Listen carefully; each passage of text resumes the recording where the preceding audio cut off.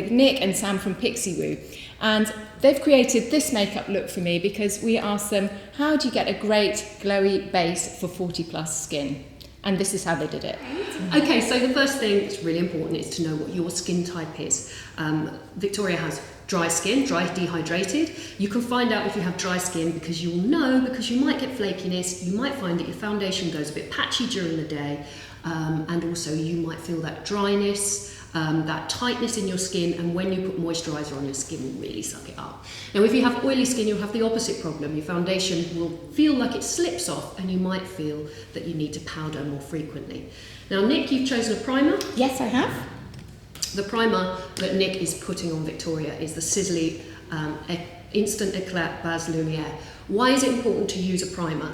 It is important because it is what keeps your foundation on. It creates a barrier between the skin and the foundation, and it gives the foundation something to stick to.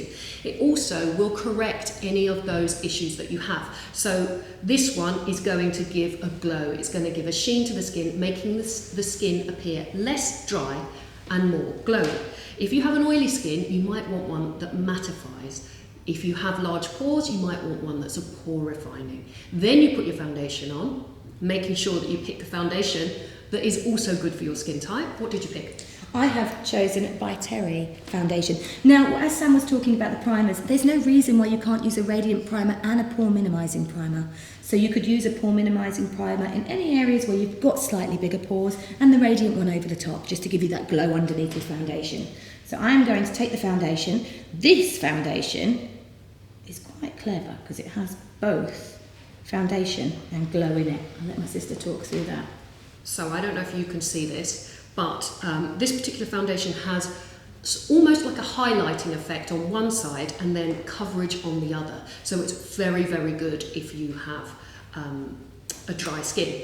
This is the Real Techniques Expert Face Brush, and I'm using it because you can really buff the product into the skin. You can see I only took one sweep of the foundation onto the brush, and I have used that to do one whole side of the face. Now Victoria has really beautiful even skin, so I only need to touch up certain little areas, and I want this foundation to go a long way, because as we get above the 40, sometimes you don't want it to look too heavy. You want it to look as natural as possible.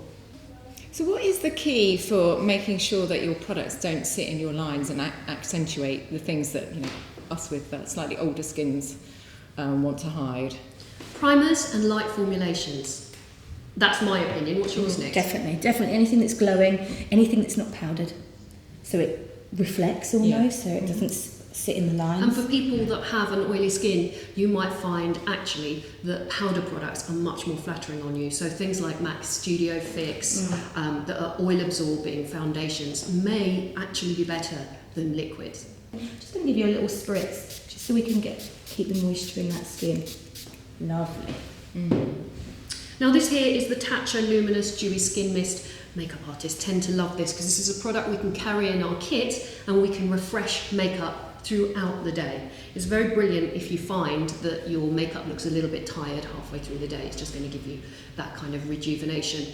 We also use it to set foundations. I was just using it to give me a little bit more of a glow, to help the product move into the skin a little bit better, because I actually think makeup looks better after it's been on an hour or so. It's worked into the skin and it looks more like it's part of your skin. The other thing is when you use that little bit of spray to lubricate the brush, you can get a much lighter formulation. As we were talking, good makeup that lasts all day is all about layering and sandwiching very fine layers of makeup. And so by buffing it in and then reapplying a different product and buffing it in so you have very fine layers that sit on top of each other, it will last all day. What are you doing now, Nick? Concealing. Oh, I need that. Concealer. This concealer is amazing. This is the Kevyn Aucoin Supernatural Concealer. Don't be confused by the name. It isn't super natural. It's actually quite full coverage, so you need a very small amount. I am taking a really small amount just on this bit that gets a bit darker. So the real tired line that we get here. And I'm only putting the concealer, this particular concealer, in that area. Because it is a bit more coverage, I don't want it to go out here because then it will sit in the lines. When we smile and when our face has natural movements, that's when we're going to get the creasing. So it only goes in the very, very inner part of the eye. A very common mistake that people make when doing their makeup is that they think, oh, I have redness in my cheeks, or I have blemishes on my forehead, therefore I need a full coverage. That isn't the case. You use the coverage where you need it, and everywhere else you use a sheer coverage in the same colour. Otherwise you end up with that kind of mask effect all over your face where you don't actually need all that coverage. So keep it as natural as you can, coverage where you need it. And how are you choosing this colour? Now that is a question. In relation to my foundation. Well, she's so nicely handed that question over to me, because the answer is we just know, because we've been doing it for so long, that we know what colour's going to work. I think that the best thing to do is, I'm going to name drop massively because I do think that they are the best for it, is to go into MAC and get somebody to help you and tell you what your undertone is. Because it's almost impossible for me to describe it to you and for you to understand it from me talking. You need someone to show you and tell you. And MAC, I do think, are the best for that. There's also different undertones that do different things. So if you have a very, very dark purple under your eyes or a dark blue, then you're going to want something that's a bit more of an orange undertone. So they will take that away from your mind and tell you what's right for you. And that is why it's confusing. So, and I've now got a pencil that has got slightly more of a peachy undertone to it, because I just want to get rid of that darkness a bit more. What's next? Powder? Cream bronze again, and a Real Techniques bronzing brush. That one's actually the blush brush. Oh, blush brush. But that brings me quite nicely onto the brushes.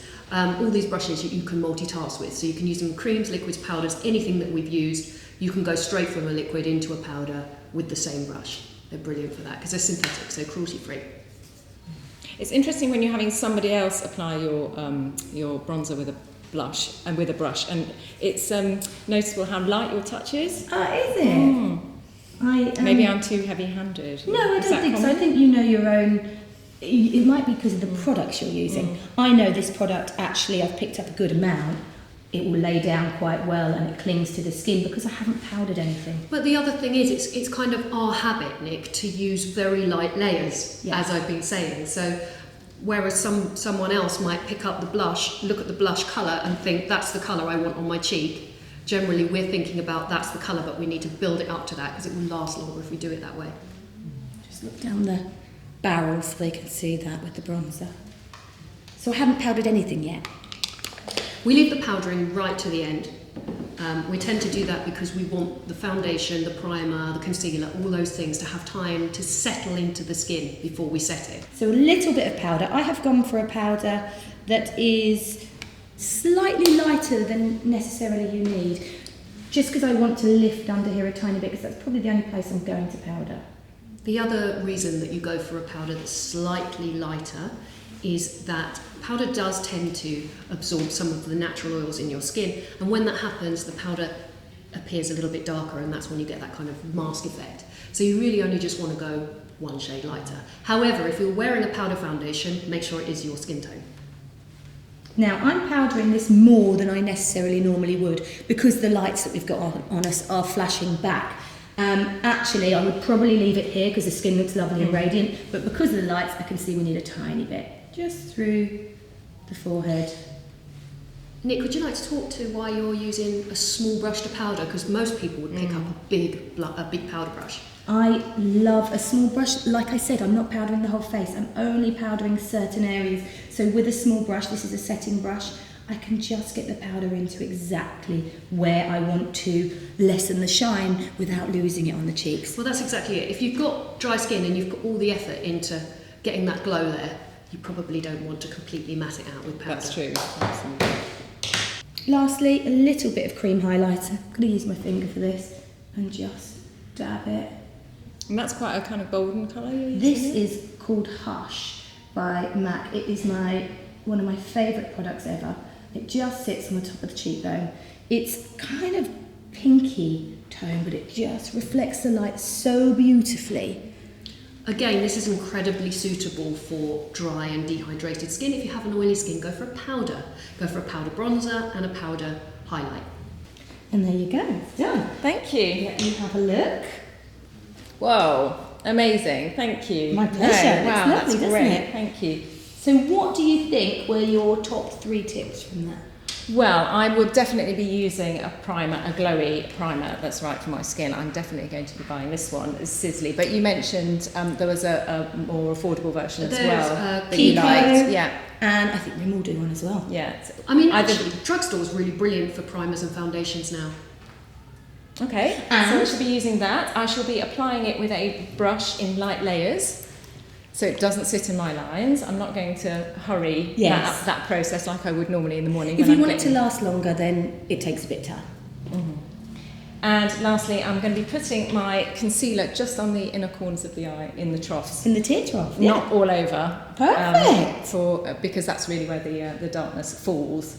And I'll be powdering over that, but only lightly, and only on parts of my face. Oh, wow! You actually retained all the information. Thank you so much for having us for your makeup. It's been a pleasure. Thank you. And if you want to know what products Sam and Nick used in this video, see the description below.